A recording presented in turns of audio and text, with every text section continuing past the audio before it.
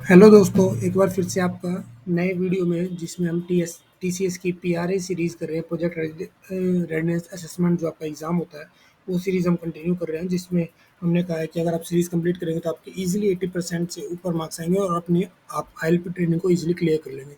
हमने इस सीरीज़ में ऑलरेडी जेडीबीसी पढ़ लिया है। इसके बाद हमने इस सीरीज़ में सर्वलेट पढ़ लिया है। इसके बाद हम इस सीरीज़ में पढ़ने जा रहे हैं जेएसपी। जेएसपी का मतलब होता है जावा सर्वर पेजेस। इसके बारे में हम एमसीक्यू पढ़ने जा रहे हैं, क्योंकि जो पीआरए होता है वहाँ पे आपके एमसीक्यू और कोडिंग क्वेश्चन दोनों के इक्वल वेटेज रहेगी। तो पहले हम एमसीक्यू कवर करेंगे, उसके बाद हम कोडिंग क्वेश्चन के ऊपर जाएंगे। ठीक है, तो प्लीज़ वीडियो को एंड तक देखना, ताकि आपके 80% आप जो पीआरए में और इजीली आप अपने ट्रेनिंग से क्वालिफाई कर पाए। तो चलिए वीडियो को डायरेक्टली स्टार्ट करते हैं। पहला क्वेश्चन है, जीएसपी की फुल फॉर्म क्या है?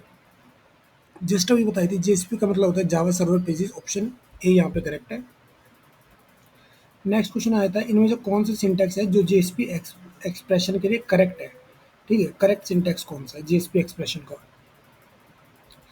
तो जेएसपी एक्सप्रेशन का जो करेक्ट सिंटैक्स होता है उसमें हम यूज़ करते हैं मॉड्यूलो। ठीक है, देख सकते हैं आप मॉड्यूलो इक्वल टू एक्सप्रेशन। तो ऑप्शन बी जो है ये करेक्ट सिंटैक्स है। आपको इस तरह क्वेश्चन बहुत ज़्यादा पूछे जाते हैं कि एक्सप्रेशन वैलिड कौन सा है या कमेंट कैसे लिखते हैं जेएसपी में, तो ये क्वेश्चन आपको जरूर करने हैं।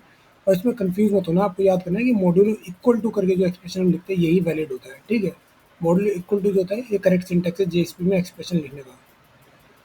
उसके बाद हम आगे चलते हैं, मॉडल इक्वल टू इसमें हम कर देंगे करेक्ट है।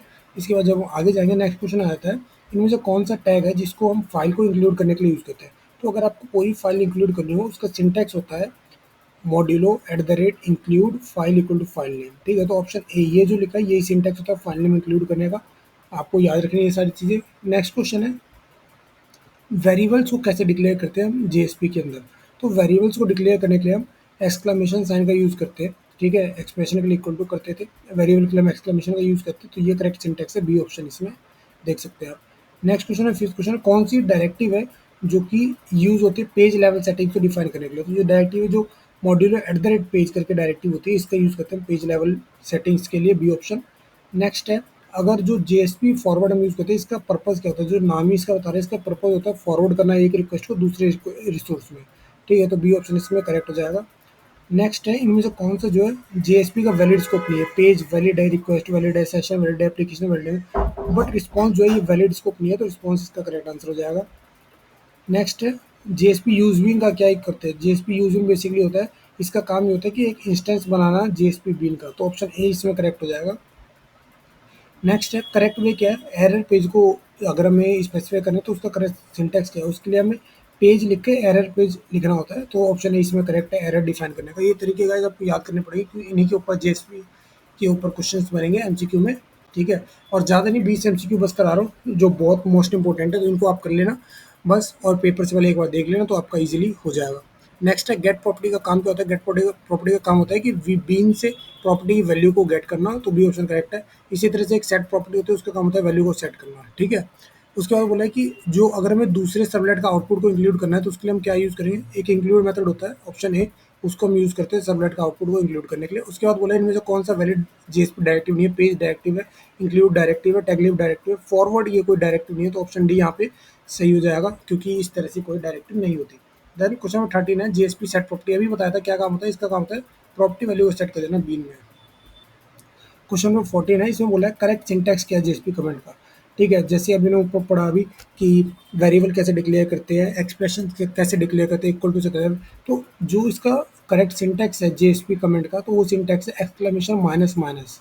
ठीक है, तो ऑप्शन ए इसमें करेक्ट है, ये इसका करेक्ट, सॉरी ऑप्शन बी इसमें करेक्ट है, मॉड्यूलो माइनस माइनस, ये इसका करेक्ट ऑप्शन है। ठीक है, तो इस तरह से हम जेएसपी के अंदर कमेंट लिखते हैं। आपको एक बात याद रखनी पड़ेगी कि जेएसपी में हम जो भी चीज़ लिखते हैं ना, वो मॉड्यूलो के अंदर लिखते हैं। ठीक है, चाहे हम एक्सप्रेशन को कैसे कॉल करना है या हमें वेरिएबल कैसे डिक्लेयर करना है, वो सब मॉड्यूल के अंदर होगा। तो मॉड्यूल में माइनस माइनस करके हम कमेंट लिखते हैं जेएसपी के अंदर। ठीक है, फिर है, इनमें से कौन सा जो वैल्यू है वो ट्रू है जेएसपी के बारे में? ठीक है, तो जेएसपी बेचेज होते हैं, वो कंपाइल करके हम सबलेट बनाते हैं, तो ये ऑप्शन करेक्ट है इसमें। फिर बोला, इस थ्रेड शेप का मतलब क्या होता है? इस थ्रेड शेप चेक करता है बेसिकली जो हमारा जेएसपी पेज है वो थ्रेड शेप है या नहीं है, तो ऑप्शन ए इसमें करेक्ट हो जाएगा। ठीक है, फिर बोला कि एचटीटीपी सर्वलेट रिक्वेस्ट जो होती है वो रिट्रीव करते हैं डेटा को कौन से फॉर्मेट में? तो बेसिकली वो यूज़ करते हैं गेट पैरामीटर का, ऑप्शन ए का, तो डेटा को रिट्रीव करने के लिए। ठीक है, नेक्स्ट है, डिफ़ॉल्ट सेशन ट्रैकिंग मैकेनिज्म जो होता है वो कौन सा इनमें से, तो कुकीज़ जो होता है वो क्लाइंट का साइड पे जिसको हम default track session trekking mechanism होता है जिसको यूज़ करते हैं। क्वेश्चन नंबर 19th है, इनमें से कौन सा है जिसको हम रिक्वेस्ट को फॉरवर्ड करने के लिए यूज़ करते हैं? तो हमने सर्वलेट में पढ़ा था रिक्वेस्ट डिस्पैचर फॉरवर्ड जो होता है, इसका काम ही होता है कि एक सर्वलेट से दूसरे सर्वलेट में जो होता है रिक्वेस्ट को फॉरवर्ड करना। सिमिलरली जेएसपी में भी इसका काम यही होता है। नेक्स्ट है इनमें से कौन सा जो वैलिड स्कोप है जावा बीन का, ठीक है। Global instance request thread, valid scope क्या है? तो वैलिड स्कोप जो है इसका ये रिक्वेस्ट होगा, ठीक है, क्योंकि रिक्वेस्ट जो है वैलिड स्कोप है, स्कोप है। ऊपर भी मैंने पढ़ा था कि रिक्वेस्ट होता है रिस्पॉन्स करके कुछ नहीं होता, तो रिक्वेस्ट जो वैलिड स्कोप है। तो ये थे 20 एमसीक्यू क्वेश्चंस, आप इनको एक बार पेपर से पहले भी देख लेना, ठीक है। और कोई भी डाउट हो तो प्लीज़ कमेंट बॉक्स में कमेंट कर देना, एंड वीडियो को एंड तक वॉच करने के लिए थैंक यू। वीडियो को लाइक करो, चैनल को सब्सक्राइब करो, and thank you for watching.